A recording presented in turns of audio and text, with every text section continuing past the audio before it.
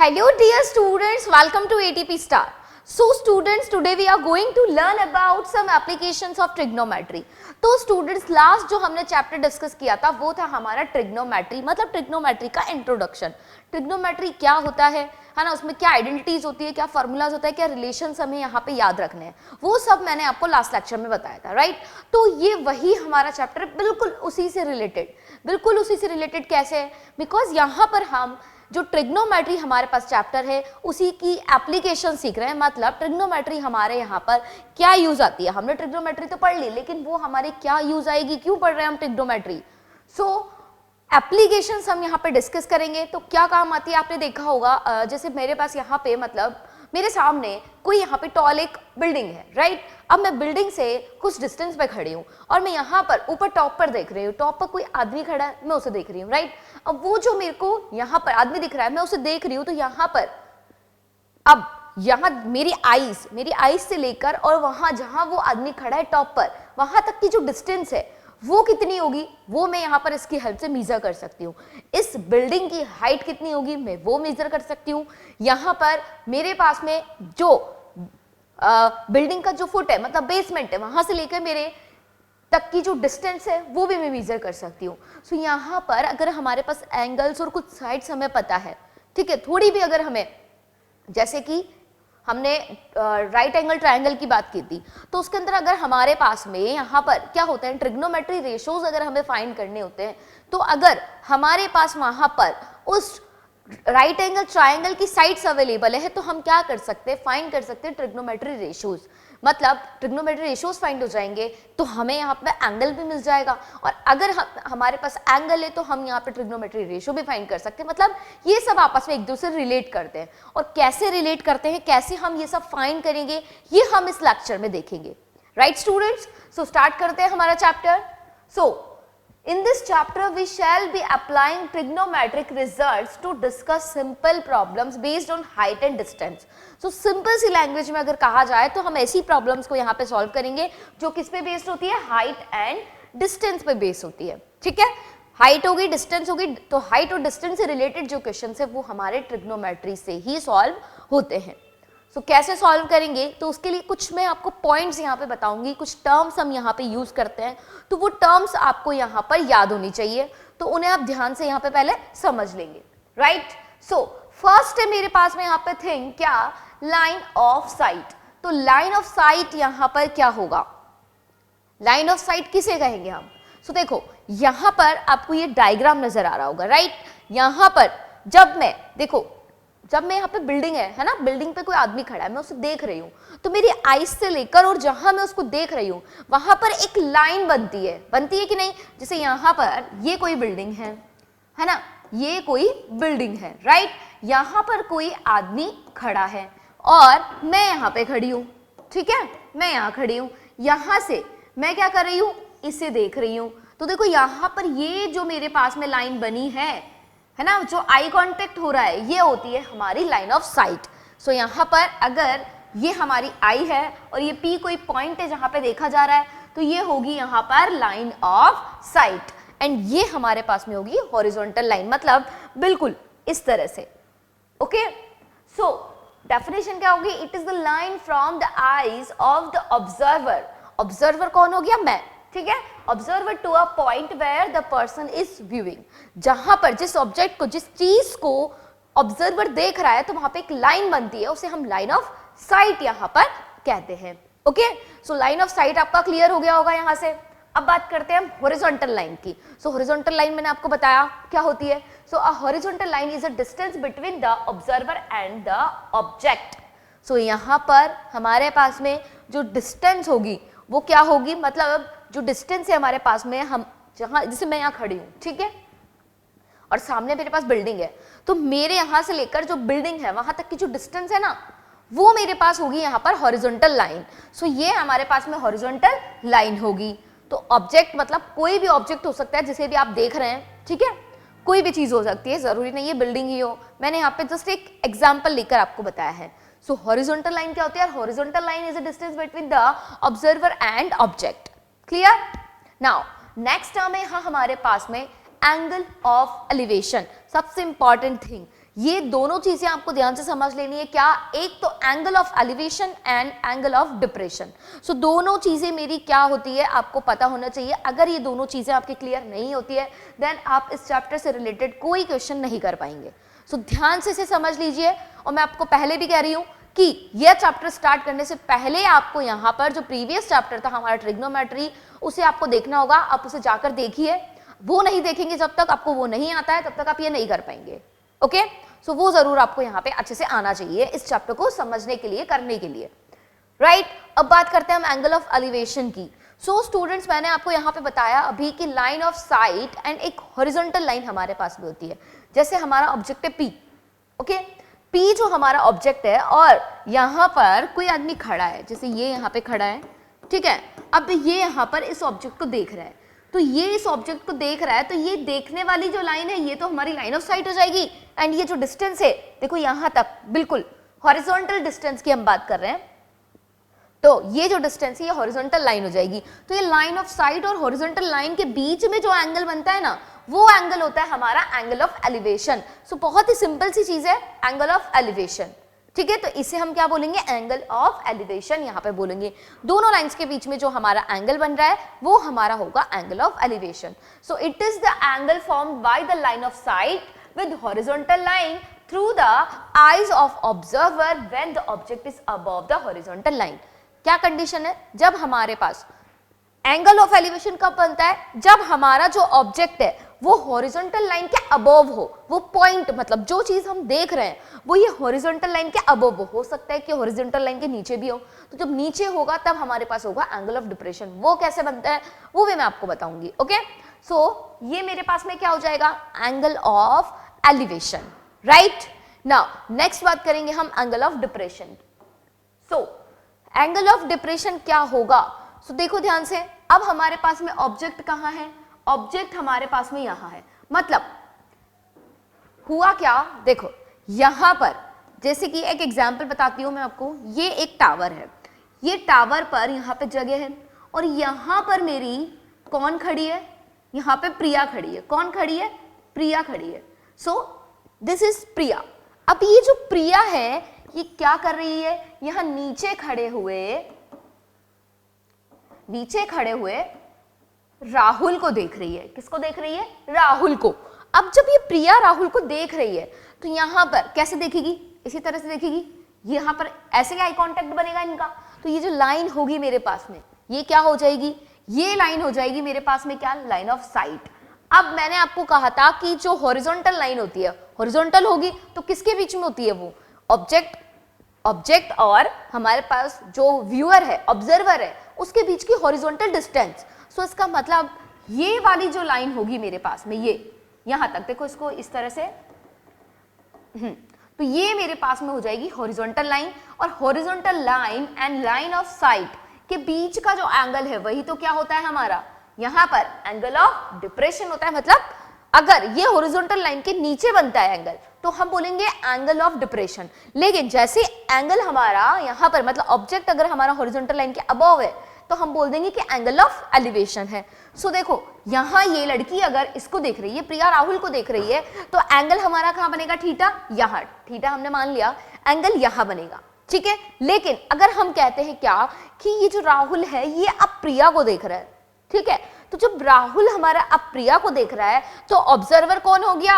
राहुल। और ये वाली लाइन ऑफ साइट ही रहेगी हमारी, लेकिन हॉरिजॉन्टल डिस्टेंस इसके लिए क्या हो जाएगी? ये हो जाएगी। तो एंगल हमारे पास क्या हो जाएगा? ये हो जाएगा angle of elevation.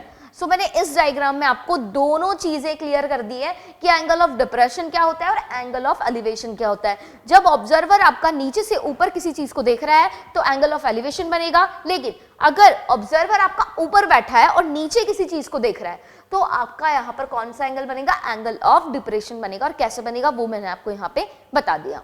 Okay, so ये दोनों चीजें आपकी यहाँ पे क्लियर हो गई होगी, राइट। सो अब हम क्या करेंगे, इससे रिलेटेड यहाँ पर एग्जाम्पल्स भी लेंगे, है ना। लेकिन उसके पहले हम कुछ पॉइंट्स है हमारे, है ना, वो हम रिकॉल कर लेते हैं ट्रिग्नोमेट्री से रिलेटेड, राइट। सो मोर इंपॉर्टेंट रिजल्ट्स, मतलब कुछ इंपॉर्टेंट रिजल्ट्स हैं यहाँ पे हमारे पास। सो ये आपको पहले से पता होना चाहिए, लेकिन फिर भी हम एक बार रिकॉल कर लेते हैं। सो यहाँ पर हमारे पास में है साइन थीटा।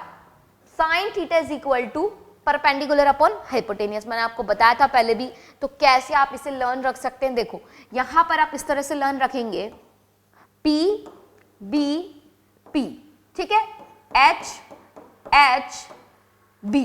तो ये जो मैंने आपको यहां पे बताया है, अच्छा इसको भी कैपिटल बना लो, ये लो P B P H H B, तो P B P upon H H B।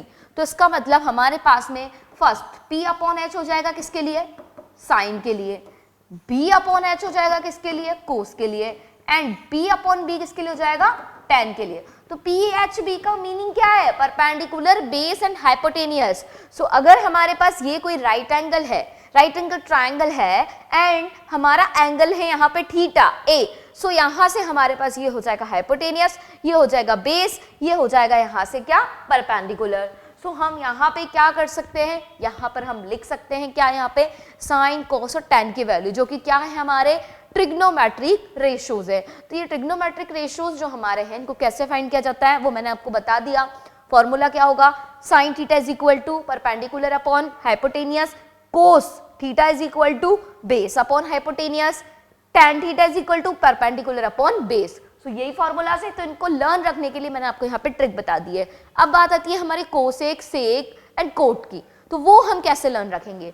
तो आपको पता है यहाँ पर हमारे पास में साइन थीटा और कोसेक थीटा में रेसिप्रोकल रिलेशन होता है, means cosec theta is equal to होता है 1 अपॉन साइन थीटा। तो आप इसका रेसिप्रोकल कर देंगे साइन थीटा का, तो आपको कोसेक थीटा मिल जाएगा। Similarly sec theta is equal to होता है 1 upon cos theta and cot theta is equal to होता है 1 अपॉन tan थीटा। तो ये जो रिलेशंस यहाँ पे लिखे हैं ये आपको लर्न होने चाहिए। और एक और रिलेशन मैं बता देती हूँ, ये भी आप लर्न रख लीजिए, ऑलरेडी हम डिस्कस कर चुके हैं। tan theta is equal to होता है हमारे पास sine theta upon cos theta and cot theta is equal to कितना हो जाएगा, cos theta upon sine theta. यही रिलेशंस हमने डिस्कस किए थे, तो आपको ये लर्न होनी चाहिए। ओके, अब बात आती है हमारी किसकी, एंगल्स की डिग्री, मतलब यहाँ पर एंगल्स जो हमारे पास में है कितने डिग्री में होते हैं। जैसे इस एंगल में हमारे पास ये जो एंगल है, एंगल थीटा, इसकी वैल्यू 0, फिर 30, फिर 45, फिर 60, फिर 90 हो गई।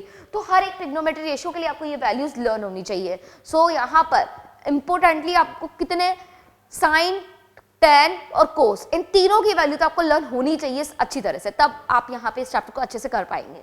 सो देखो साइन 0 की वैल्यू 0, साइन 30 की वैल्यू 1/2, साइन 45 की वैल्यू कितनी हो जाएगी, यहाँ से देखो इसको हम लिख सकते हैं क्या, 1/√2 लिख सकते हैं, है ना। ये √3/2 हो जाएगी साइन 60 की वैल्यू, यहाँ से साइन 90 की वैल्यू 1, कोस 0 की वैल्यू 1, कोस 30 की वैल्यू √3/2 एंड कोस 45 की वैल्यू अगेन 1/√2 एंड कोस 60 की वैल्यू 1/2 एंड यहाँ से कोस 90 की वैल्यू 0।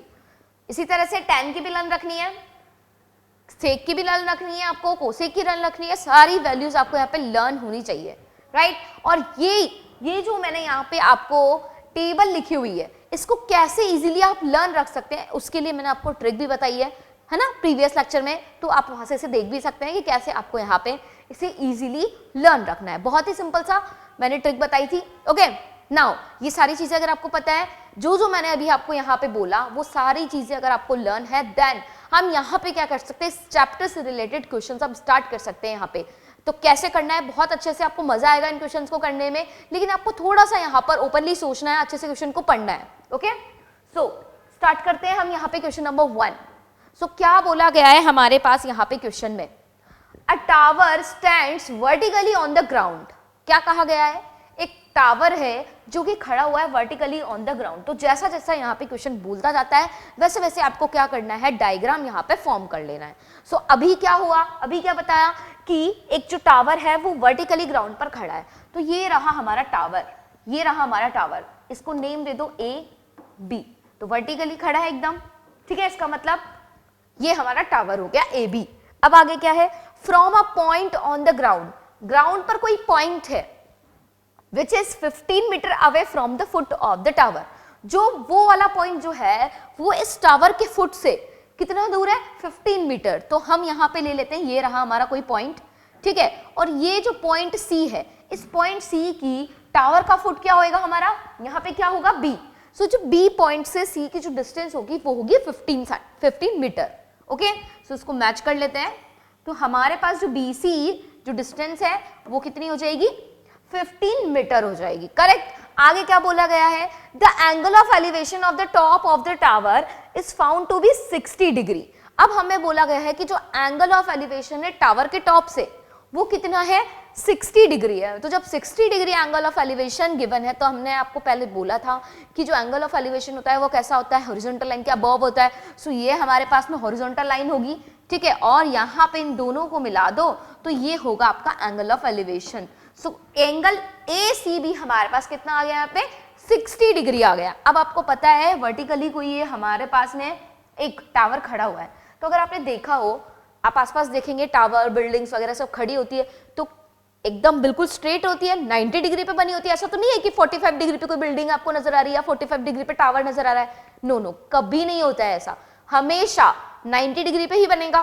तो इसका मतलब क्या है, ये मेरा कैसा यहाँ पे ट्राइंगल हो जाएगा, ये हो जाएगा मेरा right angle triangle. So ABC, triangle ABC is a right angle triangle. So इसमें हम यहाँ पे कोई भी ट्रिग्नोमेट्री रेशियो अप्लाई कर सकते हैं, ओके।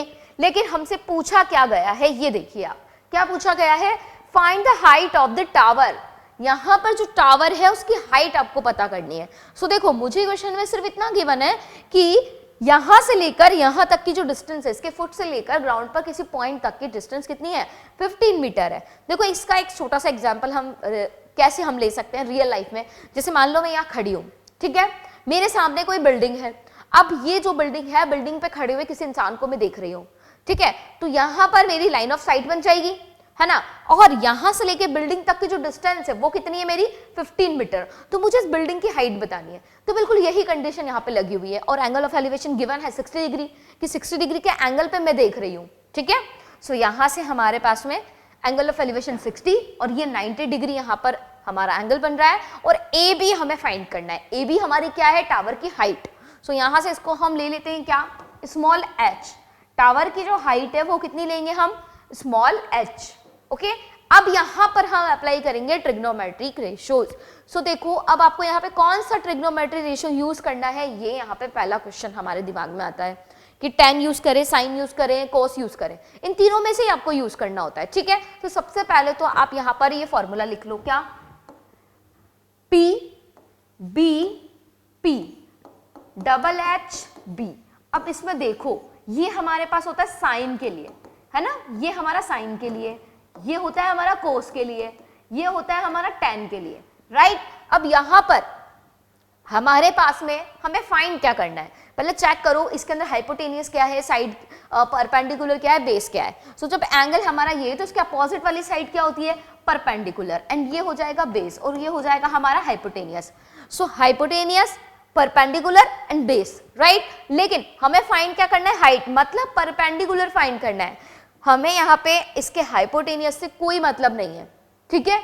तो हमें एक ऐसा फॉर्मूला चूज करना है, मतलब ऐसा ट्रिग्नोमेट्रिक रेशियो चूज करना है जिसमें हमारा यहाँ पे बेस आता हो और यहाँ पर परपेंडिकुलर आता हो। बिकॉज जो हमारे पास में हाइपोटेनियस है वो हमें नहीं चाहिए, हमें पूछा ही नहीं गया है। पूछा है क्या, नहीं पूछा है, सिर्फ टावर की हाइट पूछी है। और हम कैसे फाइंड कर सकते हैं, जब हमारे पास, जैसे हमारे पास ये फॉर्मूलाज होते हैं, इनमें कोई 3 वैल्यूज है, ठीक है, एंगल और 2 साइड्स, तो हमारे पास कोई 2 वैल्यूज यहाँ पे पता होगी, तभी तो हम थर्ड वाली वैल्यू फाइंड कर पाएंगे। सो इसलिए हम यहाँ पे हाइपोटेनियस एंड परपेंडिकुलर नहीं लेंगे, बिकॉज दोनों ही अननोन वैल्यूज हो जाएंगी। लेकिन यहाँ से बेस और परपेंडिकुलर में बेस की वैल्यू हमारे पास है, तो हम यहाँ क्या यूज करेंगे, tan हम यहाँ यूज करेंगे, बिकॉज tan वाले फॉर्मूला में क्या आता है, परपेंडिकुलर अपॉन बेस आता है, okay.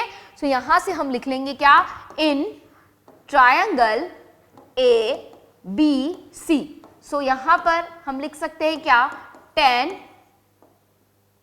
Theta is equal to, tan theta is equal to कितना होता है, परपेंडिकुलर अपॉन बेस। तो परपेंडिकुलर अपॉन बेस लिखेंगे। अब थीटा की वैल्यू कितनी है मेरे पास, एंगल कितना है, 60। सो यहां से आप वैल्यू लिख देंगे क्या, 60। सो ये हो गया मेरे पास यहाँ tan 60 degree, okay. tan 60 degree is equal to perpendicular कितना है मेरे पास में, स्मॉल h, ये तो हमें फाइंड करना है। एंड बेस कितना है स्टूडेंट्स, यहाँ से हमारे पास 15 मीटर। सो ये हम नीचे लिख देंगे डिनोमिनेटर में, बेस की जगह पे 15, राइट। अब देखो आगे अब हमें क्या करना है, tan 60 की वैल्यू हम पुट करेंगे कहां से, अभी जो टेबल मैंने आपको बताई थी बिल्कुल वहीं से। वो टेबल इसीलिए कहा था मैंने कि आपको लर्न रखनी है। देखो आ रही है ना यहाँ पे काम हमारे, सो यहाँ पर आप इसे लर्न रखेंगे।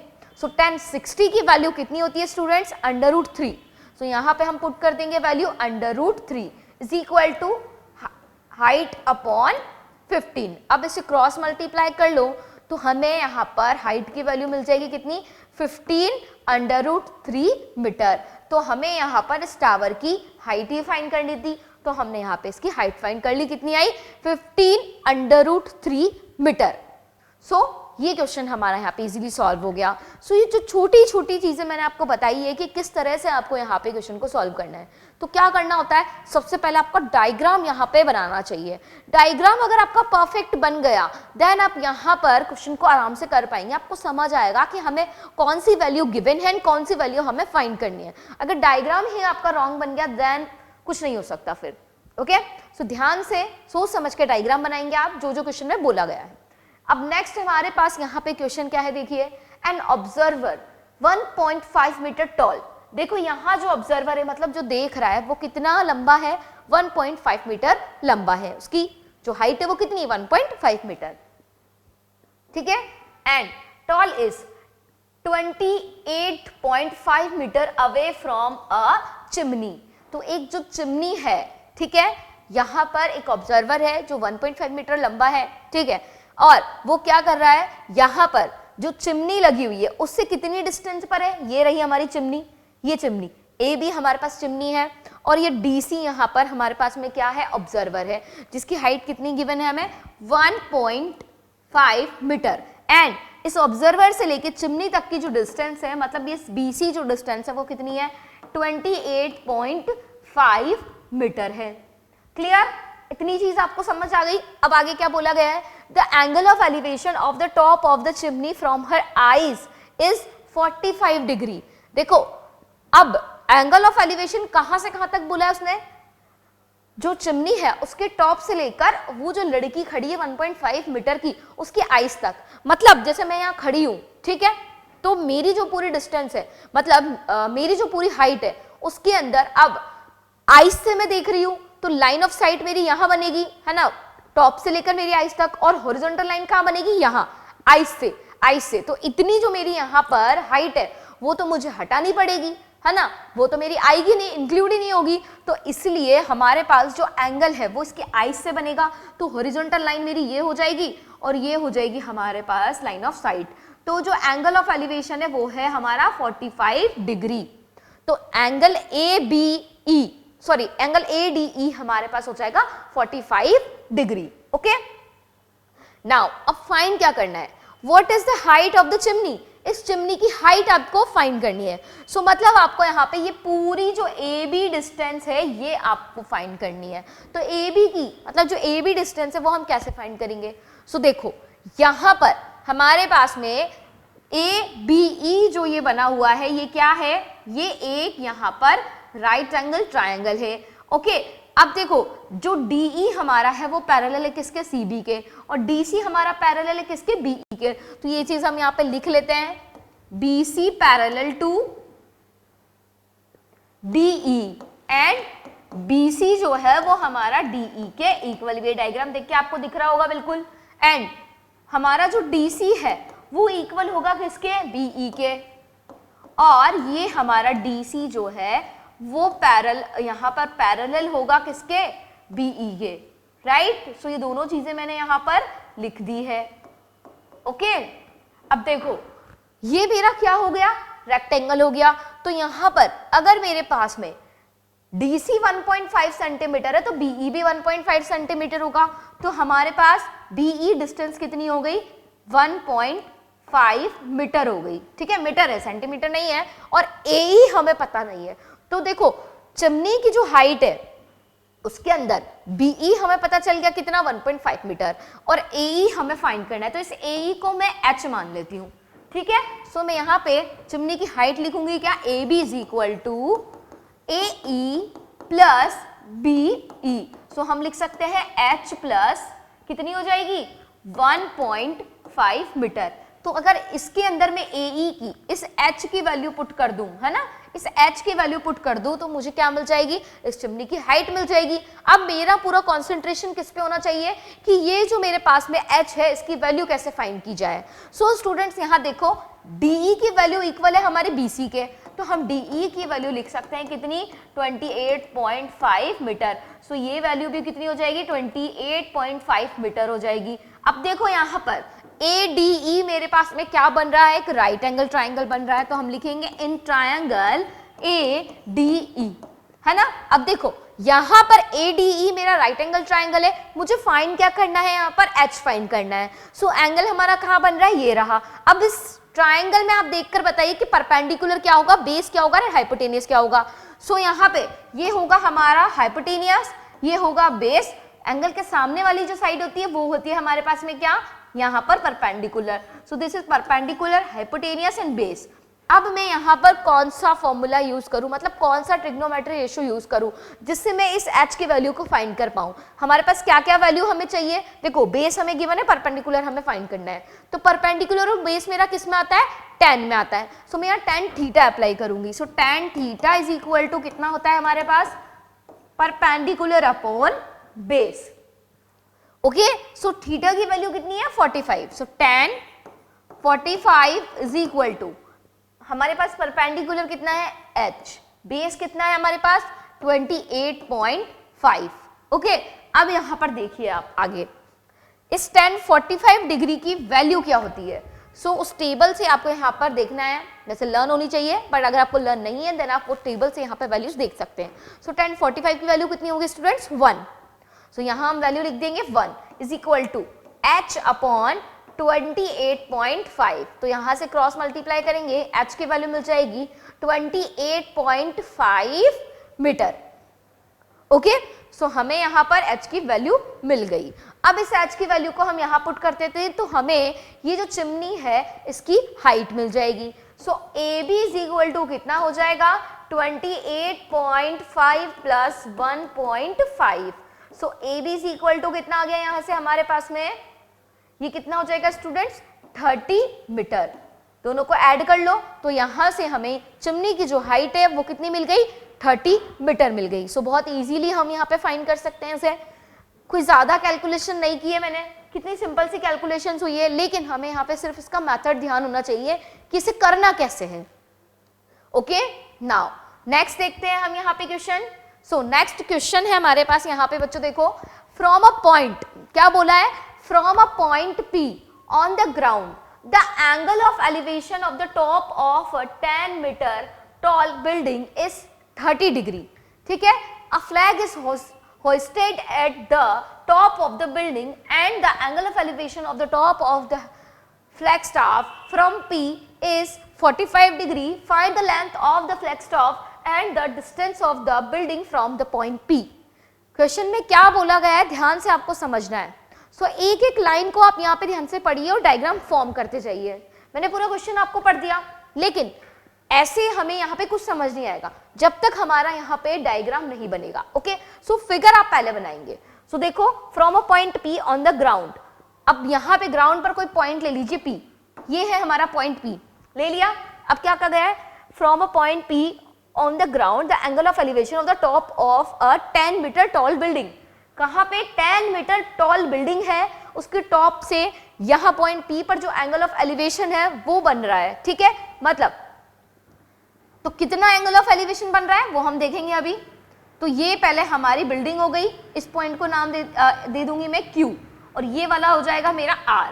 ठीक है, और इस अच्छा ये QR जो बिल्डिंग है इसकी हाइट कितनी है मेरे पास में, 10 मीटर। कितनी है, 10 मीटर यहाँ लिखा है। So 10 metre tall building is 30 degree, तो एंगल ऑफ एलिवेशन कितना बन रहा है, 30 डिग्री बन रहा है। सो यहाँ पर एंगल ऑफ एलिवेशन बना लेंगे हम कितना, 30 डिग्री। ओके, नाउ आगे क्या कहा गया है, a flag is hosted at the top of the building and the angle of elevation of the top of the flag staff from P is 45 degree. अब ये जो पॉइंट P मेरे पास में है ना, यहां से लेकर ये जो फ्लैग स्टाफ है, मतलब यहां पे क्या किया गया है, देखो अगर ये मेरी कोई बिल्डिंग है ना, QR मेरे पास में कोई बिल्डिंग है, ठीक है, और इस बिल्डिंग के ऊपर एक फ्लैग लगा हुआ है, ठीक है। अब ये जो फ्लैग लगा हुआ है उसकी मेरे पास में यहां पर हाइट कितनी होगी, एस आर। तो इस पॉइंट एस से पॉइंट पी पर जो एंगल बन रहा है, एंगल ऑफ एलिवेशन, वो कितना बन रहा है, 45 डिग्री बन रहा है। यही कहा गया है क्वेश्चन में। ओके, अब देखो यहां पे हमारे पास में ये दोनों चीजें हो गई। फ्लैग स्टफ जो होइस्ट किया हुआ है वो हमने वहां पे लगा दिया, और एंगल ऑफ एलिवेशन कितना, 45। सो बोला क्या गया, find the length of the flag stuff, मतलब एस आर की वैल्यू आपको चाहिए, तो ये वैल्यू मुझे चाहिए। ठीक है, तो इसे तो मैं एच मान लेती हूँ, ये जो एस आर की वैल्यू है इसे मैंने एच मान लिया। और नेक्स्ट क्या बोला गया है, distance of the building from the point P. So यहां से यहां तक, पी से क्यू तक की डिस्टेंस हमसे पूछी गई है, तो इसे मैं मान लेती हूँ यहां पर क्या, एक्स। मान सकते हैं, मेरी मर्जी कुछ भी मान लूं, आपकी जो इच्छा हो आप वो मान सकते हैं, कोई प्रॉब्लम नहीं है। ओके, सो ये मेरा डायग्राम बन के रेडी हो गया। अब मेरे पास यहां पर जो पी क्यू आर है वो भी एक राइट एंगल है, एंड जो पी क्यू एस है वो भी एक राइट एंगल है। ठीक है, जो जो वैल्यूज मेरे पास अवेलेबल है मैंने यहां पे लिख दी है। ठीक है, तो हमारे पास फर्स्ट हम क्या करेंगे, फर्स्ट हम यहां पर फाइंड करेंगे क्या, देखो एंगल लेंगे हम P Q R. P Q R हमारे पास राइट एंगल ट्राइंगल है, इसके अंदर हमारे पास अगर ये एंगल है तो इसका परपेंडिकुलर होगा क्यू आर, बेस होगा पी क्यू। तो बेस और परपेंडिकुलर किस में आता है, हमारा tan में। सो यहां से tan थीटा अप्लाई करेंगे, ये परपेंडिकुलर, ये बेस, परपेंडिकुलर की वैल्यू है, एंगल की वैल्यू है, तो हम यहां से tan थीटा अप्लाई करके x की वैल्यू को फाइंड कर लेंगे। x की वैल्यू फाइंड हो जाएगी, फिर हम ट्राइंगल लेंगे PQS, और इसमें हम अगेन ऐसा ही tan थीटा अप्लाई करके हम यहां से x फाइंड कर लेंगे। कैसे करेंगे देखो, हम यहां पे करके देखते हैं। सो एट फर्स्ट हमें क्या लेना है, ट्राइंगल लेना है PQR। So in triangle PQR, so triangle PQR हमारे पास में है, राइट। इसके अंदर देखो हमारे पास में tan की वैल्यू हमें लेनी होगी, क्यों, क्योंकि परपेंडिकुलर और बेस हमारे पास में है। So tan theta is equal to कितना हो जाएगा, परपेंडिकुलर अपॉन बेस हो जाएगा। सो यहां से हम लिख सकते हैं क्या, tan 30 is equal to perpendicular कितना है स्टूडेंट्स, 10, एंड बेस कितना है मेरे पास में, x। सो यहां से अब आप क्या करेंगे, tan 30 की वैल्यू पुट करेंगे। सो tan 30 की कितनी वैल्यू होती है, tan 30 की वैल्यू होती है हमारे पास में 1 अपॉन √3, एंड यहां 10 upon x as it is. So tan 30 की जो वैल्यू है मेरे पास में वो कितनी हो जाएगी, 1 अपॉन √3। एंड अब हम क्या करेंगे, यहाँ पे क्रॉस मल्टीप्लाई कर लेंगे। ओके, सो क्रॉस मल्टीप्लाई कर लेते हैं तो कितना आएगा, यहाँ पे क्रॉस मल्टीप्लाई करने पे देखो, एक सेकेंड,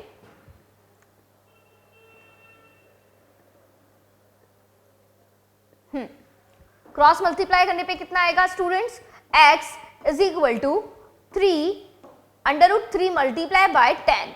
सो हम x इज इक्वल टू लिख सकते हैं 10 मीटर। सो यहां से जो x की वैल्यू है वो मुझे कितनी मिल गई है बच्चों, 10 मीटर। तो हमें यहां पर एक आंसर मिल गया हमारा, क्या कि जो डिस्टेंस है हमारे पॉइंट P से बिल्डिंग तक की वो कितनी आ गई है, 10 मीटर आ गई है। तो जब यहां से इस x की वैल्यू मुझे कितनी मिल गई, 10 मीटर मिल गई है, तो अब हम ट्राइंगल ले सकते हैं PQS। अब PQS में हमारे पास में ये जो SQ की वैल्यू होगी पूरी वो कितनी हो जाएगी, h + 10m, मतलब 10 मीटर होगी, राइट। एंड यहां से बेस कितना हो जाएगा, 10 सो यहां से अगेन हम 1045 अप्लाई करेंगे एंड यहां से h की वैल्यू को फाइंड करेंगे। सो अब ट्राइंगल हम लेते हैं कौन सा, triangle PQS। So in triangle PQS we can write tan theta is equal to perpendicular upon base. So tan theta की वैल्यू कितनी होगी, 45। So tan 45 degree is equal to perpendicular कितना होगा, अब हमारे पास देखो परपेंडिकुलर होगा SQ, तो SQ की वैल्यू क्या लिख सकते हैं हम यहाँ से, h + 10 लिख सकते हैं, एंड बेस कितना होगा मेरे पास में, यहाँ से 10 सो हम यहाँ से लिखेंगे 10 क्लियर। अब आपको क्या करना है, 1045 डिग्री की वैल्यू आपको पुट करनी है। सो कितनी होती है स्टूडेंट्स, 1045 डिग्री की वैल्यू 1। सो यहाँ पे 1 पुट करेंगे आप, तो ये 1 हो गया, is equal to h + 10 upon 10 cross multiply कर लीजिए इसे, तो क्रॉस मल्टीप्लाई करेंगे 10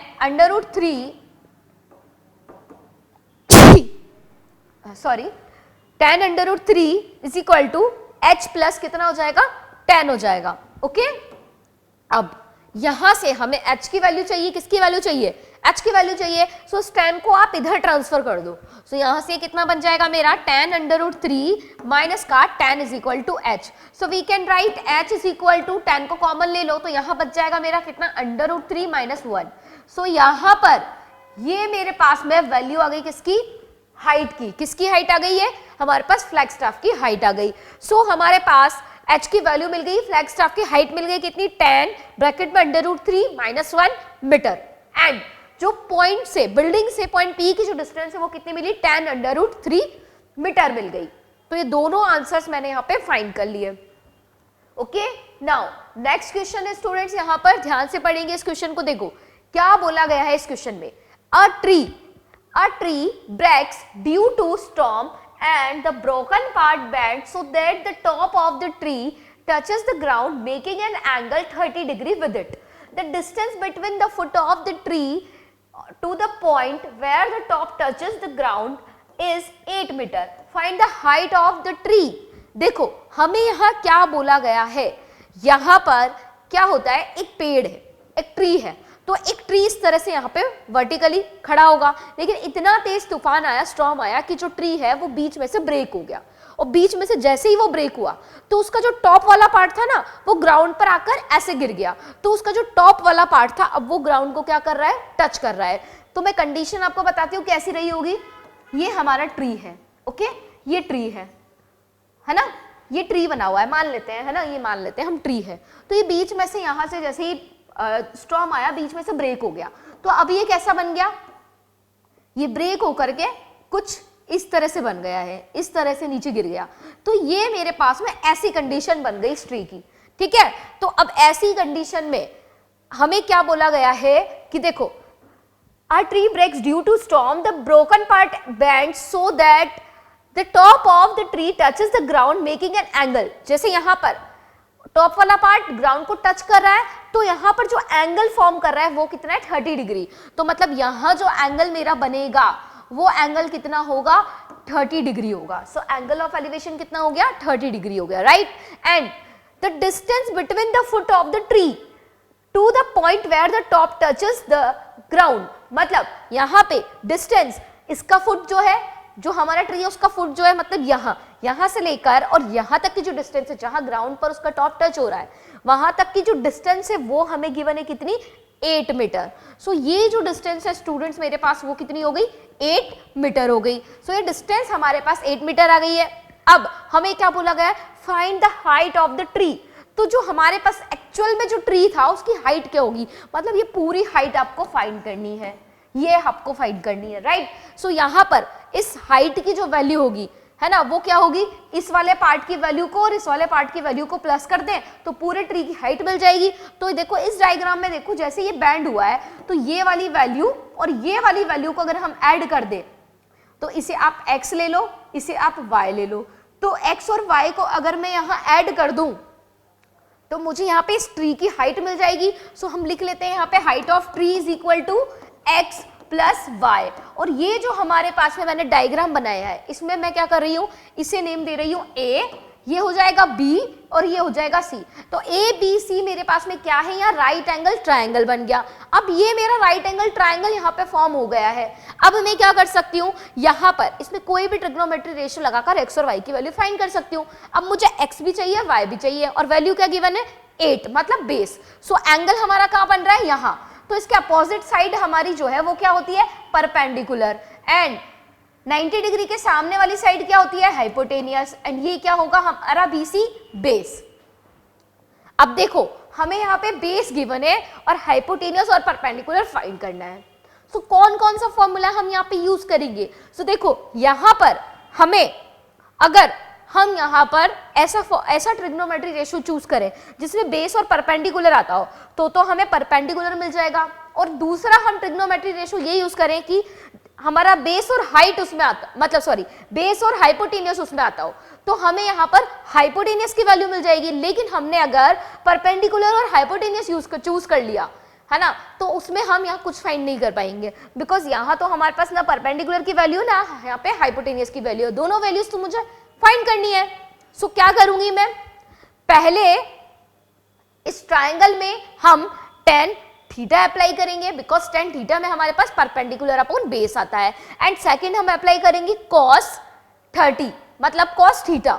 cos थीटा क्यों अप्लाई कर रहे हैं? क्योंकि इसमें हमारे पास में क्या आएगा, बेस अपॉन हाइपोटेनियस आएगा। सो बेस एंड हाइपोटेनियस का यहाँ पर हमारा रिलेशन हो जाएगा। अब आप बोलेंगे कि मैम आप हमेशा सिर्फ ये cos tan sin ही क्यों यूज कर रहे हैं, आप यहाँ कुछ और क्यों नहीं यूज कर सकते? ऑफ कोर्स कर सकते हैं, आप चाहे जो ट्रिग्नोमेट्री रेशियो यूज कर सकते हैं। आप चाहे तो यहाँ पे साइन की जगह कोसेक का भी यूज कर सकते हैं बिकॉज दोनों एक दूसरे के रेसिप्रोकल रिलेशन होते हैं। कोस की जगह सेक यूज कर सकते हैं, tan की जगह कोट यूज कर सकते हैं। लेकिन हमें क्या है, इजीली जो हमारी जो टर्म्स है, मतलब मुझे इजी लगता है, मुझे इजीली यहाँ पर लगता है साइन tan को यूज करना, साइन tan कोस को, बिकॉज इनकी वैल्यूज भी अच्छे से हमें ऊपर वैल्यूज होती है, इनकी वैल्यूज हमें सबसे पहले पता चल जाती है और लर्न भी हो जाती है। सो इजीली यहाँ पर सारे क्वेश्चन इसी से हम कर रहे हैं, तो इसीलिए मैं यही अप्लाई करती हूँ। तो आपको अगर दूसरी टर्म्स इजी लग रही है तो आप उससे भी कर सकते हैं, कोई इशू नहीं है। ओके, सो यहाँ पे से हम स्टार्ट करते हैं। देखो, सो ट्रायंगल हम लेंगे यहाँ पे इन ट्रायंगल ABC। सबसे पहले अप्लाई करूंगी मैं यहाँ पे क्या, tan theta. Okay, so tan theta is equal to कितना होगा मेरे पास में, tan theta is equal to perpendicular upon base हो जाएगा। ओके, अब यहाँ पे tan थीटा की वैल्यू कितनी हो जाएगी, 30, मतलब यहाँ से tan 30, थीटा की वैल्यू 30 डिग्री, परपेंडिकुलर की वैल्यू कितनी y, बेस की वैल्यू कितनी है यहाँ से 8, सो ये अपॉन में मैंने 8 लगा दिया। अब tan 30 की वैल्यू क्या होती है, सो आपको बतानी है यहाँ पे क्या होती है स्टूडेंट्स, ये होगी हमारे पास 1/√3, यहाँ एज इट इज इसे लिख देंगे हम। अब करेंगे cross multiply, so √3y is equal to कितना हो जाएगा मेरे पास में 8 हो जाएगा। तो y की वैल्यू कितनी मिल जाएगी, 8/√3। ओके, सो ये मुझे यहां पर मिल गई किसकी वैल्यू, y की वैल्यू। अब मुझे यहाँ पे x की वैल्यू भी फाइंड करनी है, सो क्या करूंगी मैं, y की वैल्यू तो 8/√3 मुझे यहाँ पर मिल गई है। ओके, अब हम फाइंड कर लेते हैं यहाँ पे किसकी वैल्यू, x की वैल्यू। सो कैसे फाइंड करेंगे, मैं यहाँ अप्लाई करूंगी cos थीटा। सो cos थीटा मैंने यहाँ अप्लाई कर दिया। अब cos थीटा जो अप्लाई किया इसकी क्या वैल्यू होती है, इसकी हमारे पास वैल्यू होगी base upon hypotenuse. So base upon hypotenuse हम करेंगे। अब थीटा की वैल्यू कितनी है स्टूडेंट्स यहाँ से 30 डिग्री, एंड बेस की वैल्यू कितनी है यहाँ से 8, राइट, एंड हाइपोटेनियस कितना है हमारे पास में x। अब cos 30 की वैल्यू आपको पुट करनी है। सो cos 30 की वैल्यू कितनी होती है, √3/2। सो √3/2 इज इक्वल टू हो जाएगा 8/x। यहां से क्रॉस मल्टीप्लाई कर लेंगे दोनों को। So √3x is equal to 8 2 16। Okay, तो x इज इक्वल टू कितना आ जाएगा 16/√3। अब ध्यान से यहां पर देखिए, x की वैल्यू भी मुझे मिल गई है और y की वैल्यू भी मिल गई है, तो हम यहाँ पर हाइट लिख सकते हैं। किसकी हाइट लिख सकते हैं, यहाँ पर हम इस ट्री की जो एक्चुअल हाइट है वो हम यहाँ पे लिख सकते हैं। तो क्या होगी, h is equal to x plus y, so 8/√3 plus 16/√3, right. So यहाँ से इनको हम ऐड कर लेते हैं, तो 8 प्लस 16 कितना हो जाएगा 24/√3। देखो यहाँ पर अब 24/√3 आ गया, राइट। तो यहाँ पे मैं क्या करूंगी, इसका रेशनलाइजेशन कर दूंगी, तो √3 को ऊपर नीचे मल्टीप्लाई कर लेते हैं, तो कितना आएगा मेरे पास में 24 मल्टीप्लाई बाय √3/3। 3 से 24 कैंसिल हो जाएगा, कितने टाइम्स मेरा 8 टाइम्स। सो 8/3 मीटर। यहां पर मेरे पास क्या आ जाएगा, ये हमारे पास आ जाएगी इस ट्री की हाइट। सो इस ट्री की एक्चुअल हाइट कितनी है 8/3 मीटर। आप चाहे तो यहाँ पर ये जो अंडर रूट में वैल्यूज आती है √3 √2 या फिर इस तरह की, तो आप क्या कर सकते हैं, यहाँ पर इनकी वैल्यू आप डेसिमल में पुट कर सकते हैं, मल्टीप्लाई करके भी लिख सकते हैं, कोई इशू नहीं है। और अगर आप आंसर ऐसे ही ड्रॉप कर दे तो भी कोई प्रॉब्लम नहीं है, ये भी आपका बिल्कुल करेक्ट आंसर होगा। सो हमें यहाँ पर पूछी गई थी ट्री की एक्चुअल हाइट, वो हमने यहाँ पे फाइंड कर ली। ओके, सो बहुत अच्छा क्वेश्चन था ये हमारा। ओके, नाउ नेक्स्ट देखते हैं बच्चों, हम यहाँ पे क्वेश्चन क्या है हमारा, देखो। सो नेक्स्ट क्वेश्चन है हमारे पास यहाँ, from a point on a bridge, क्या बोला गया है, from a point on a bridge across a river, the angles of depression of the banks on of opposite sides of the river are 30 and 45 degree respectively. If the bridge is at a height of 3 metre from the banks find the width of the river. अब क्या बोला गया है यहाँ पे, question थोड़ा सा यहाँ पे कंफ्यूजिंग सा आपको लग रहा होगा, है ना, बिकॉज अब यहाँ एंगल ऑफ डिप्रेशन की बात की गई है, ठीक है। सो यहाँ पे आपको बिल्कुल नहीं घबराना है, डायग्राम आप बनाइए, ऑटोमेटिकली आपका क्वेश्चन सॉल्व होता जाएगा।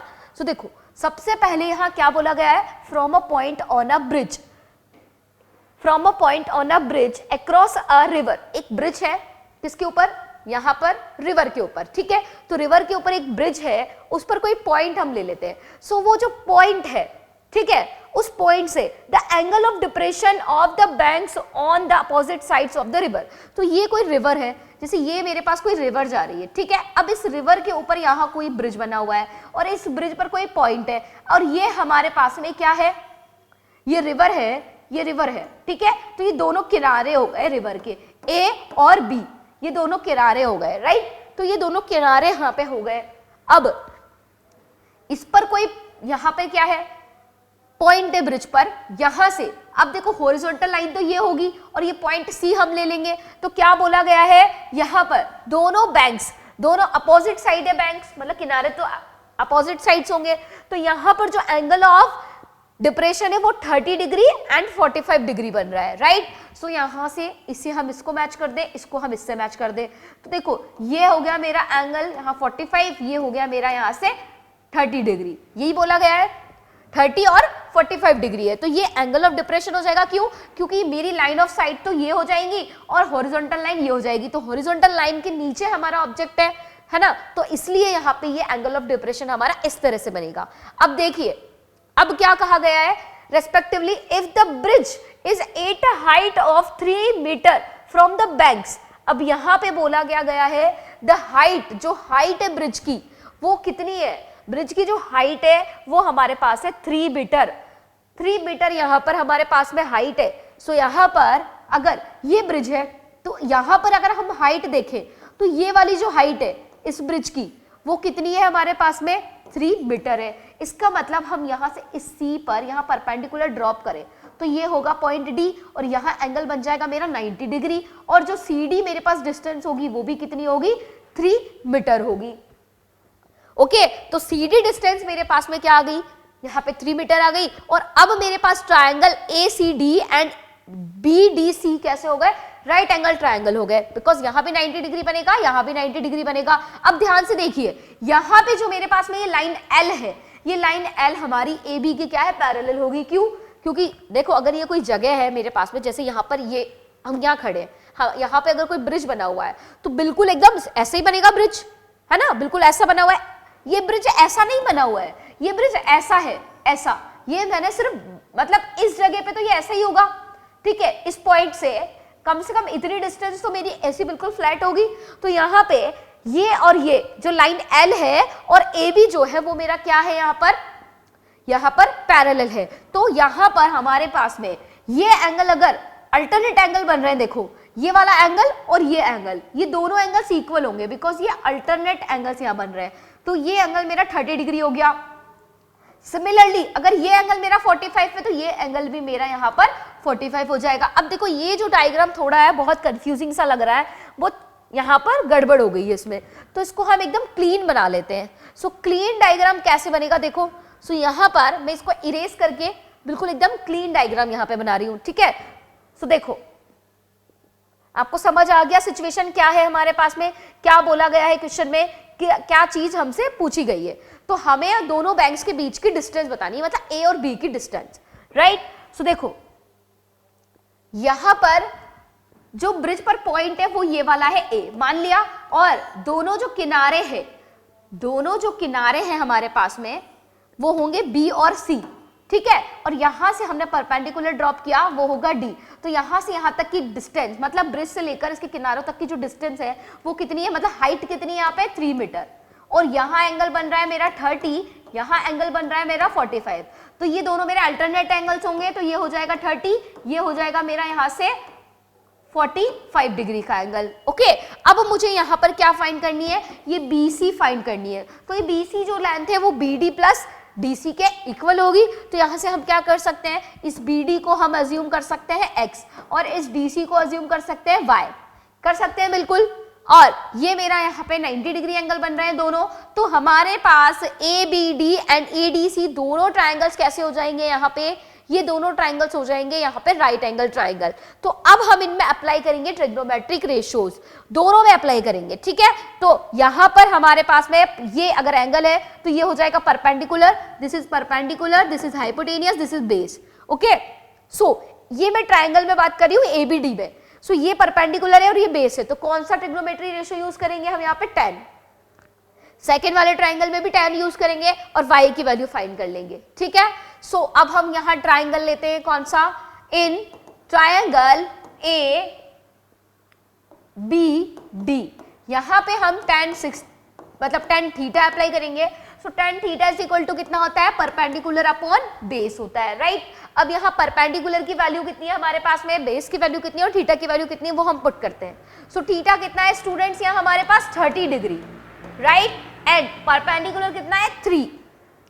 सो परपेंडिकुलर हमारे पास में 3 हो जाएगा एंड बेस की वैल्यू हमें फाइंड करनी है जो कि कितनी है x, हमने x अज्यूम की थी। अब यहाँ पे tan 30 की वैल्यू आप पुट करेंगे तो कितनी होगी 1/√3।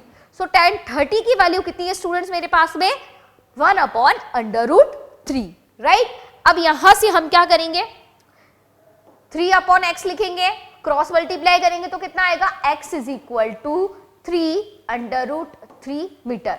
सो x की वैल्यू तो मुझे मिल गई 3/√3 मीटर, लेकिन अब हमें यहाँ पे y की वैल्यू भी चाहिए। सो अब कौन सा ट्राइंगल लेंगे स्टूडेंट्स हम यहाँ पे देखिए ADC, कौन सा ट्राइंगल लेंगे ADC। सो ADC आप यहाँ पे ट्राइंगल लेंगे एंड इसमें tan थीटा आप अप्लाई करेंगे।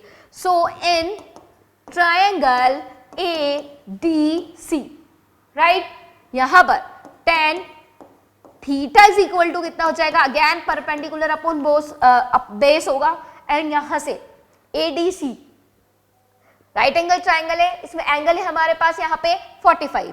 So tan 45 degree is equal to perpendicular कितना है 3, बेस कितना है यहाँ पे हमारे पास में y। अब tan 45 की वैल्यू कितनी होती है 1, सो यहाँ 1 पुट कर देते हैं and 3 as it is, y as it is. So cross multiply करेंगे, y की वैल्यू आ जाएगी 3 मीटर। सो x और y की वैल्यू मुझे मिल गई है, x और y दोनों की वैल्यूज मुझे मिल गई है। अब मुझे यहाँ क्या बताना है, बस दोनों को ऐड करके BC की वैल्यू बता देनी है। और BC क्या है, दोनों किनारों के बीच में डिस्टेंस। क्या पूछा गया था, find the width of the river.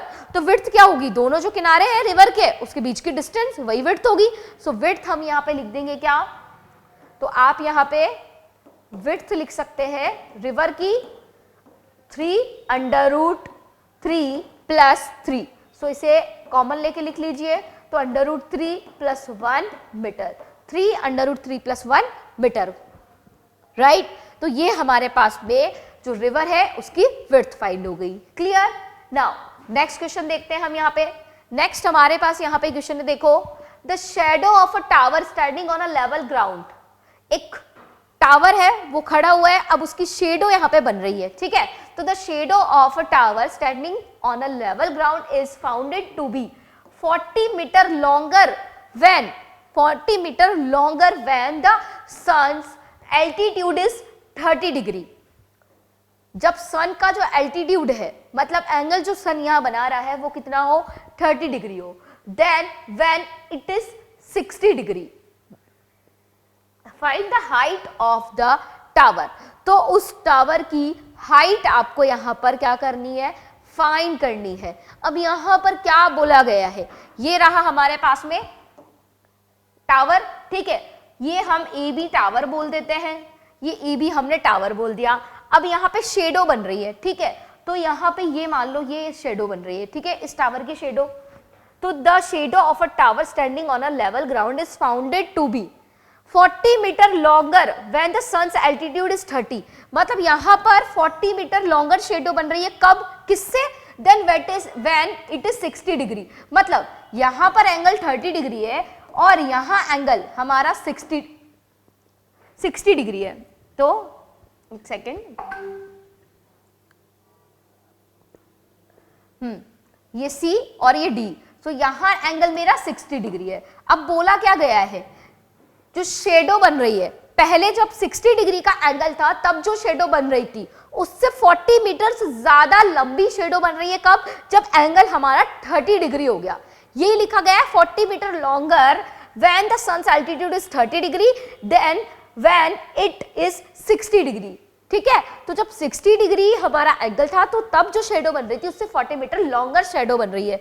तो इसका मतलब अगर पहले शेडो x मीटर बन रही थी तो अब जो शेडो है वो कितनी बनेगी, x प्लस 40 मीटर बनेगी। कितनी बनेगी, x प्लस 40 मीटर बनेगी। ये हो जाएगा यहां पे हमारा x प्लस 40, ये वाली डिस्टेंस तो x प्लस 40 हो गई एंड ये वाली डिस्टेंस हो जाएगी x। और हमसे पूछा क्या गया है कि जो AB है उसकी आपको हाइट फाइंड करनी है, जो AB टावर है उसकी हाइट। तो इस टावर की हाइट आपको पता करनी है। ओके, दोनों एंगल्स मुझे यहां पर गिवन है। अब देखो इस क्वेश्चन को कैसे सॉल्व करेंगे हम। कैसे सॉल्व किया जाएगा, मतलब ये पूरी डिस्टेंस है, x प्लस 40 ये पूरी डिस्टेंस है और 40 तो ओनली यही है ना। ध्यान से इसे लिखिएगा आप, देखो ये वाले जो डिस्टेंस है ये 40 है, लेकिन ये पूरी डिस्टेंस 40 प्लस x हो जाएगी, राइट।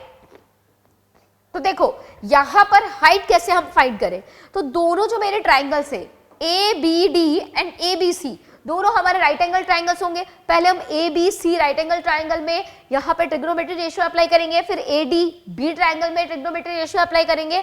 तो दोनों में कोई ना कोई रिलेशन आएगा, वैल्यू सब्स्टिट्यूट करेंगे और उसके बाद में यहाँ पर हम इस हाइपोटेन्यूज मतलब इस हाइट की जो h की जो वैल्यू है वो हम फाइंड करेंगे। Okay, so in triangle ABC तो कौन सा ट्रिग्नोमेट्री रेशियो अप्लाई करें हम, ये बेस है और ये यहां पर क्या है हाइट, मतलब बेस और परपेंडिकुलर।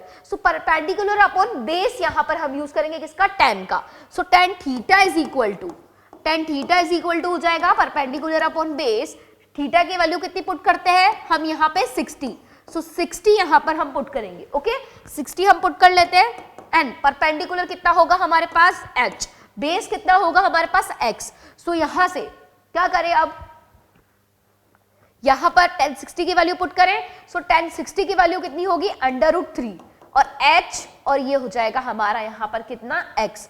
यहां से अब हम किसकी वैल्यू सब्स्टिट्यूट करेंगे, देखो यहां से मैं x की वैल्यू को सब्स्टिट्यूट करूंगी नेक्स्ट वाले इक्वेशन में। तो नेक्स्ट इक्वेशन हम लेंगे पहले, तो पहले यहां से x की वैल्यू लिख लेते हैं, कितनी हो जाएगी h अपॉन √3।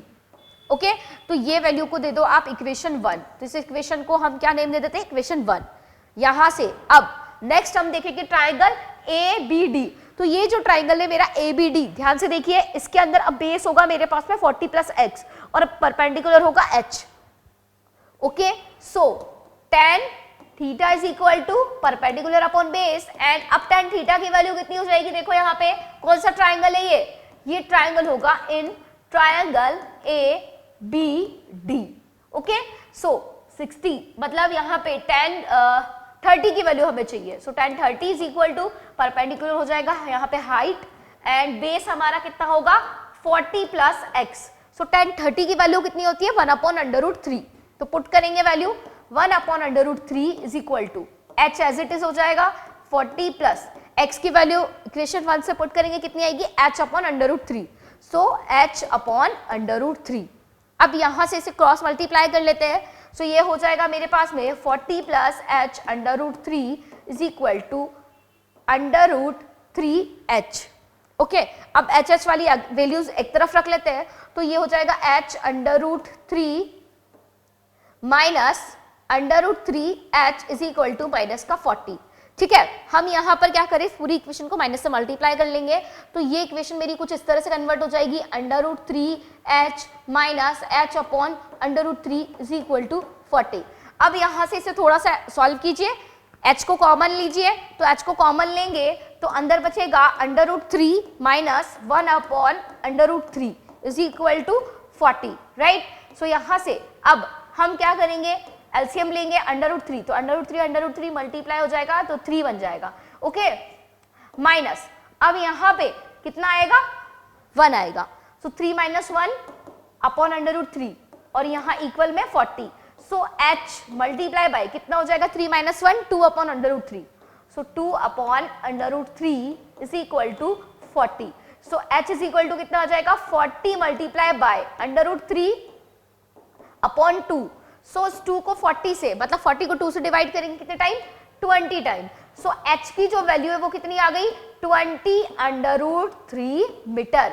सो यहाँ पर हमारे पास में ये जो टावर है इसकी हाइट कितनी आ गई है 20 √3 मीटर आ गई है. अब देखो यहाँ से अगर हमसे पूछा जाता कि ये जो x की वैल्यू है वो भी आप बताइए, तो वो भी हम यहाँ पे फाइंड कर सकते थे इस h की वैल्यू को इक्वेशन 1 में पुट करके. तो ये हमें यहाँ पे इस टावर की हाइट मिल गई 20 √3 metre. Clear. Now next question देखते हैं हम यहाँ पर. अब सो नेक्स्ट है हमारे पास यहाँ question, a circus artist is climbing a 20 metre long rope which is tightly stretched and tied from the top of a vertical pole to the ground. Find the height of the pole if the angle made by the rope with the ground level is 30 degree. बहुत simple सा question है. जैसा question बोला गया है बिल्कुल वैसे diagram पहले आप बनाइए, इजीली हमारा क्वेश्चन सॉल्व होगा. देखो एक सर्कस आर्टिस्ट है और वो क्लाइंब मतलब वो चढ़ रहा है किस पर 20 मीटर लॉन्ग रॉप पर. सो देखो यहाँ पे ये जो 20 मीटर लॉन्ग रॉप है ये कैसी है, which is tightly stretched and tied from the top of a vertical pole. तो एक वर्टिकल पोल है ये रहा, इसके टॉप से यहां से ये बंधी हुई है कहां तक, देखो vertical pole to the ground, vertical pole से ग्राउंड तक टाइटली बंधी हुई है. ठीक है. और इस पर वो सर्कस आर्टिस्ट जो है वो चढ़ रहा है. तो यहाँ पे रोप की हाइट मतलब जो रोप है वो कितनी लंबी है 20 मीटर. सो यहां हम लिख देंगे 20 मीटर. राइट. अब आगे क्या बोला है, find the height of the pole if the angle made by the rope with the ground level is 30 degree. So यहां अगर एंगल मेरा ग्राउंड लेवल के साथ में इस रोप का जो एंगल है वो अगर 30 डिग्री है तो आपको क्या फाइंड करनी है, इस पोल की हाइट आपको फाइंड करनी है ना. सिंपल सा क्वेश्चन. सो देखो ये हो गया मेरा A पॉइंट, ये हो गया B पॉइंट, ये हो गया C पॉइंट, ये मेरा राइट एंगल ट्राइंगल बन गया. अब इसके अंदर ये मेरा एंगल है तो ये हो जाएगा यहाँ पे परपेंडिकुलर, ये हाइपोटेनियस और ये बेस. सो हाइपोटेनियस और परपेंडिकुलर यूज कर ले क्या हम, मतलब ऐसा ट्रिग्नोमेट्री रेशियो यूज कर ले जिसमें हाइपोटेनियस और परपेंडिकुलर दोनों आ जाए. तो हम क्या कर सकते हैं, तो यहाँ पर हम इस हाइट को फाइंड कर सकते हैं. ओके. तो हम ये ट्राइंगल लेंगे. सो इन ट्रायंगल ABC यहां हम लिखेंगे कौन सा ट्रिग्नोमेट्री रेशियो अप्लाई करेंगे जिसमें हाइट और मतलब सॉरी हाइपोटेनस और परपेंडिकुलर आता हो, कौन सा साइड. ओके. सो साइन का हम यहाँ यूज करेंगे. So sine theta is equal to कितना हो जाएगा यहां से perpendicular upon hypotenuse. So sine 30 degree, sine 30 degree is equal to perpendicular कितना माना है हमने स्मॉल h एंड हाइपोटेनियस कितना है स्टूडेंट्स यहाँ हमारे पास में 20. ओके. सो tan 30 की क्या मतलब सॉरी साइन 30 की क्या वैल्यू होती है, क्या वैल्यू होती है यहां पर हमारे पास साइन 30 की 1/2. सो यहां हम वैल्यू पुट कर देंगे 1/2 is equal to h/20. Cross multiply कर लीजिए. सो यहां से 2h इज इक्वल टू 20 हो जाएगा तो h की वैल्यू आ जाएगी 20/2. सो इसे यहां पर आप क्या करेंगे, कट करेंगे. सो वैल्यू हमारे पास h की आ गई 10. सो हाइट आ गई हमारे पास में 10 मीटर. ओके. सो 10 मीटर यहां पर मेरे पास में इस पोल की क्या हो जाएगी, हाइट हो जाएगी. तो बहुत सिंपल सा क्वेश्चन था, सिर्फ पोल की हाइट फाइंड करनी थी और ये हाइट हमारी फाइंड हो गई. सो नेक्स्ट क्वेश्चन है यहां पर हमारे पास, देखो the angle of elevation of the top of a tower. क्या बोला गया है, the angle of elevation of the top of a tower from a point on the ground which is 30 meter away from the foot of the tower is 30 degree. Find the height of the tower. ये भी बहुत easy question है, अब तक जो अपने question किए उनसे तो बहुत इजी है. क्या बोला गया है यहाँ पे, the angle of elevation of the top of a tower. तो सबसे पहली बात यहाँ पे एक टावर है तो ये टावर हमने यहाँ पे फॉर्म कर लिया. अब एंगल ऑफ एलिवेशन बना हुआ है यहाँ पर टॉप से, मतलब यहाँ ये रहा टॉप, कहाँ बना हुआ है ऑन द ग्राउंड, तो ये रहा ग्राउंड. अब ग्राउंड वाले पॉइंट को इससे मिला दो. अब क्या बोला है, which is 30 metre away from the foot of the tower. ये पॉइंट जो है वो कितना है 30 मीटर दूर है. कितना है 30 मीटर दूर है. तो ये रहा मेरा पॉइंट ए और ये रहा पॉइंट बी और ये रहा सी। तो पॉइंट बी से पॉइंट ए 30 मीटर दूर है। ओके, सो ये मैंने यहाँ पे 30 मीटर लिख दिया। अब क्या पूछा है, find the height of the tower. So यहां पर अब 30 मीटर हमें ए से बी तक की डिस्टेंस गिवन है और बोला क्या गया है कि हाइट जो है वो टावर की वो फाइंड करनी है और एंगल ऑफ एलिवेशन कितना है हमारे पास में 30 डिग्री। सो यहाँ ये हो जाएगा 30 degree angle of elevation and 30 metre यहाँ पे इन दोनों के बीच की डिस्टेंस हो गई। तो ये टावर की हाइट फाइंड करनी है। बहुत इजी क्वेश्चन है। तो इस टावर की हाइट को क्या अज्यूम कर लेते हैं हम, एच अज्यूम कर लेते हैं। तो ये हो जाएगी हाइट। ओके, अब देखो ट्रायंगल हमारा हो गया ABC, कैसा, राइट एंगल ट्रायंगल। कैसा हो जाएगा, राइट एंगल ट्रायंगल यहाँ पे हमारे पास हो जाएगा।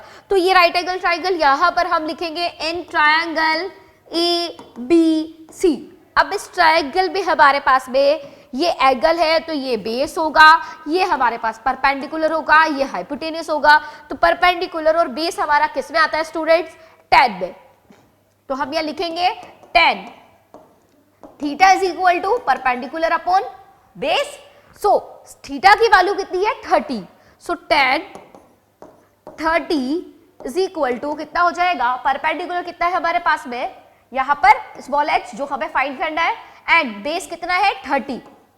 अब tan 30 की जो वैल्यू है, tan 30 डिग्री की वैल्यू कितनी होती है मेरे पास में 1/√3। सो यहां पे हम लिखेंगे 1/√3 is equal to h upon 30। Cross multiply कर लेंगे। So √3 multiply by h is equal to 30। तो यहां से h की वैल्यू कितनी मिल जाएगी मुझे 30 अपॉन √3। अब देखो हमें कभी भी आंसर है ना ऐसे √3 अपॉन में, अगर डिनोमिनेटर में √3 आ रहा हो, मतलब अंडर रूट वाली टर्म डिनोमिनेटर में आ रही हो, तो आप क्या करो उसको थोड़ा सा चेंज कर लो ऊपर नीचे मल्टीप्लाई करके। तो यहां पर हमें ऐसे ड्रॉप नहीं करना आंसर। सो यहाँ पे हम √3 को मल्टीप्लाई कर लेते हैं ऊपर नीचे, मतलब रेशनलाइजेशन कर लेते हैं। सो ये क्या बच जाएगा मेरा h is equal to 30 √3 upon 3। 3 से 30 मेरा यहाँ डिवाइड हो जाएगा 10 टाइम्स। तो हम लिख सकते हैं यहाँ पे हाइट कितनी हो जाएगी 10 √3 मीटर। ओके, सो यहाँ से इस टावर की जो हाइट है वो कितने आ गई है मेरे पास में 10 √3 मीटर आ गई और यही तो मुझे फाइंड करनी थी। सो इजी सा क्वेश्चन था। आई होप आपको समझ आ गया होगा। नाउ नेक्स्ट क्वेश्चन देखते हैं हम। देखो अब यहाँ पे क्या हो रहा है, a kite is flying at a height of 60 metre above the ground. एक काइट जो है वो उड़ रही है, फ्लाई है ना, एट हाइट की बात की गई है। तो काइट कितनी ऊपर उड़ रही है 60 मीटर अबव द ग्राउंड। सो यहाँ पे सबसे पहले हम एक काइट बना लेते हैं। देखो ये रही हमारी काइट। सो ये काइट हमारी है, ये हमारी काइट उड़ रही है, ठीक है, ये काइट हो गई। अब ये कितनी ऊपर उड़ रही है तो उसकी जो डिस्टेंस है वो हम देख लेते हैं कितनी है, ग्राउंड से हाइट कितनी है, कितनी बोली गई है 60 मीटर। ये 60 मीटर यहाँ पर हमारे पास में ग्राउंड से हाइट हो गई। तो ये काइट जो है वो किसी पॉइंट ए पर है और यहाँ पर ग्राउंड पर जो पॉइंट है वो कितना है इसका बी पॉइंट है। क्लियर, आगे बढ़ते हैं क्वेश्चन को। The string attached to the kite is temporarily tied to a point on the ground. तो ग्राउंड पर किसी पॉइंट पर, देखो जब पतंग हम उड़ाते हैं तो किसी रस्सी से, मतलब कोई डोरी से है ना, किसी स्ट्रिंग से हम बांध कर उड़ाते हैं, तो उस डोरी को ग्राउंड पर कहीं ऐसे टेम्परली बांध कर छोड़ दिया गया है। ओके, सो कौन सा पॉइंट हो सकता है वो, ये पॉइंट ले लेते हैं। तो यहां पर इसे बांध के छोड़ दिया गया है पॉइंट ए पर। कौन सा पॉइंट ए पर। अब देखो the inclination of the string with the ground is 60 degree. जो इंक्लाइन हो रही है, मतलब यहां पर जो एंगल हमारा बन रहा है, कितनी डिग्री पर ये बंधी हुई है, वो कितने डिग्री पे बंधी हुई है, यहाँ पे 60 डिग्री पे। तो ये एंगल हमारा हो गया यहाँ पे 60 डिग्री। अब आगे क्या कहा गया है, find the length of the string assuming that there is no slack in the string. तो आपको यहाँ पर ये जो रस्सी है, ये जो डोरी स्ट्रिंग बनी हुई है, इसकी आपको लेंथ पता करनी है। तो इसकी लेंथ मैं मान लेती हूँ यहाँ पर क्या x। तो इस x की वैल्यू आपको यहाँ पर फाइंड करनी है। ओके, तो इस x की वैल्यू को कैसे फाइंड किया जाए, तो हमारे पास a, अच्छा ये पॉइंट a b और इसको ले लो आप c, है ना, मैंने यहाँ पे भी c ए ले लिया है, कोई प्रॉब्लम नहीं है, इसको c ले लो।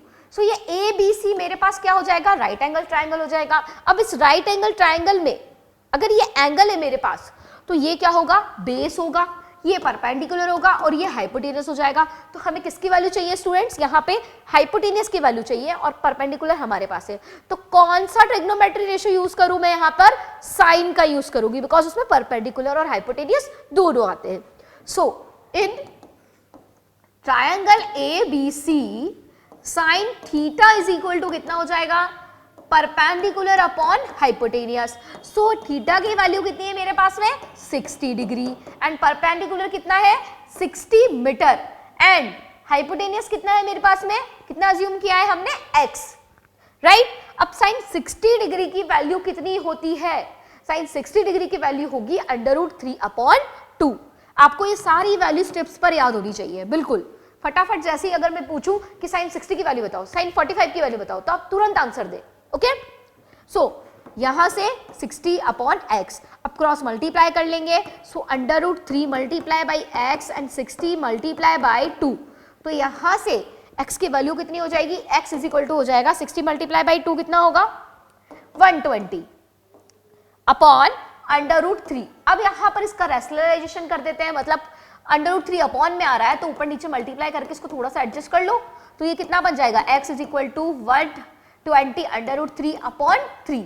सो 3 से इसको कट करेंगे कितने टाइम, 40 टाइम कट होगा। सो x इज इक्वल टू कितना आ जाएगा, 40 √3 मीटर। यहां पर मेरे पास में ये आ जाएगा। तो ये इसका क्या आ गया, ये हमारे पास में इस स्ट्रिंग की लेंथ आ गई और यही हमसे पूछा गया था। यहाँ पे ये बोला गया था कि देयर इज नो स्लेक, मतलब यहाँ पे कोई स्लेक नहीं है हमारी स्ट्रिंग में, वो लूज नहीं हो रही है या फिर कुछ भी नहीं हो रहा उसमें, बिल्कुल एकदम टाइटली यहाँ पे बांधी गई है और जैसी आपको दिख रही है बिल्कुल वही उसकी लेंथ है। ठीक है, तो लेंथ कितनी आ गई हमारे पास, 40 √3 मीटर आ गई, राइट। नाउ नेक्स्ट क्वेश्चन देखते हैं। अब नेक्स्ट हमारे पास क्वेश्चन है, A TV tower stands vertically on a bank of a canal। एक टीवी टावर है जो एक कैनाल के किनारे, मतलब एक नहर के किनारे खड़ा हुआ है। सो ये है हमारे पास में, ये रहा ए बी एक टीवी टावर। क्लियर। आगे क्या कहा गया है, from a point on the other bank, from a point on the other bank directly opposite the tower, the angle of elevation of the top of the tower is 60 degree। तो किसी, ये देखो ये हमारी क्या है, नहर है, ये नहर है, ये मतलब हमारे पास में कैनाल है, कैनाल का एक किनारा हमारा पॉइंट बी पर है, एक किनारा हमारा पॉइंट सी पर है। तो यहाँ पर इस वाले किनारे पे हमारा टीवी टावर है और इस वाले किनारे पर कोई पॉइंट है, जहां से टीवी टावर के टॉप से लेकर जो हमारे पास में ये टॉप है, तो यहां से लेकर यहां तक की जो मेरे पास में ये लाइन ऑफ साइट बन रही है, तो यहां एंगल ऑफ एलिवेशन बन रहा है 60 डिग्री। क्लियर हो गई ये चीज। And from another point 20 meter away from this point, ये जो पॉइंट है सी, इससे 20 मीटर दूर एक पॉइंट है, कौन सा हमारा, पॉइंट डी। ये पॉइंट डी जो हमारे पास में है उसमें क्या बोला गया है, वो कितना दूर है, 20 meter away from this point on the line joining this point to the foot of the tower, the angle of elevation of the top of the tower is 30 degree. मतलब ये जो एंगल है इस पॉइंट से इसके top का जो angle of elevation है वो कितना है मेरे पास में, 30 डिग्री है। क्लियर। अब पूछा क्या है, find the height of the tower and the width of the canal. तो कैनाल की जो विड्थ है, मतलब आपको ये सी आर जो है, ये जो सी आर है ये सी बी जो है ये फाइंड करना है, सी और बी के बीच की डिस्टेंस फाइंड करनी है एंड इस टावर की हाइट फाइंड करनी है। ओके, तो यहां पर मेरे पास में हमें क्या क्या फाइंड करना है, हम इस डायग्राम को थोड़ा सा क्लियर कर लेते हैं। सो मैंने आपको बता दिया कि सिचुएशंस क्या क्या है हमारे पास में। ओके, तो हमारे पास ये जो BC डिस्टेंस है ये हमें फाइंड करनी है और टावर की हाइट फाइंड करनी है। तो इसे आप h अज्यूम कर लेंगे और इस डिस्टेंस को आप यहां पर x अज्यूम कर लेंगे, बिकॉज जो CB डिस्टेंस है वही हमारे कैनाल की विड्थ होगी, राइट। अब यहां हमारे पास दोनों ABC ये भी राइट एंगल ट्राइंगल होगा और ABD ये भी राइट एंगल ट्राइंगल होगा, दोनों राइट एंगल ट्राइंगल्स होंगे। अब इसमें हम कैसे यहां पर यूज करेंगे ट्रिग्नोमेट्री रेशियोज को। सो देखो ये जो डिस्टेंस है मेरे पास में BD, ये कितनी होगी, BD जो डिस्टेंस है वो इक्वल होगी मेरी 20 प्लस x के, बिकॉज BC मेरे पास कितना है, BC डिस्टेंस मैंने x एज्यूम कर ली और AB जो हाइट है वो मैंने h एज्यूम कर ली है। ओके तो हमें h और x की वैल्यू को फाइंड करना है। तो यहां पर हम ट्रिग्नोमेट्री रेशियोज अप्लाई करेंगे दोनों राइट एंगल ट्राइंगल्स में। तो फर्स्ट हम लेंगे यहाँ पे triangle in triangle ABC। So ABC triangle में अब मैं क्या अप्लाई करूंगी, देखो ये है हमारा बेस और ये है परपेंडिकुलर। सो बेस परपेंडिकुलर किस में आता है बच्चों, tan में। Okay so tan 60 is equal to, sorry tan theta है ना, पहले tan थीटा लिखेंगे। So tan theta is equal to कितना हो जाएगा यहां से, perpendicular upon base. So tan, अब थीटा की वैल्यू कितनी है मेरे पास में 60। So tan 60 is equal to perpendicular क्या माना है हमने यहाँ पे, हाइट मतलब h, और यहाँ बेस कितना है x, तो यहाँ हम लिख देंगे h upon x। Okay so यहाँ से हमारे पास वैल्यू कितनी आ जाएगी, tan 60 की √3 is equal to h upon x। ये दे दो इक्वेशन 1, इस इक्वेशन 1 से हम वैल्यू पुट करेंगे आगे। ओके सो यहाँ पे अब हम क्या करें, नेक्स्ट वाला ट्राइंगल लेते हैं, कौन सा, ADB। So in triangle ADB, so in triangle ADB we can write tan theta is equal to perpendicular upon base. So tan theta मतलब थीटा की वैल्यू कितनी है 30।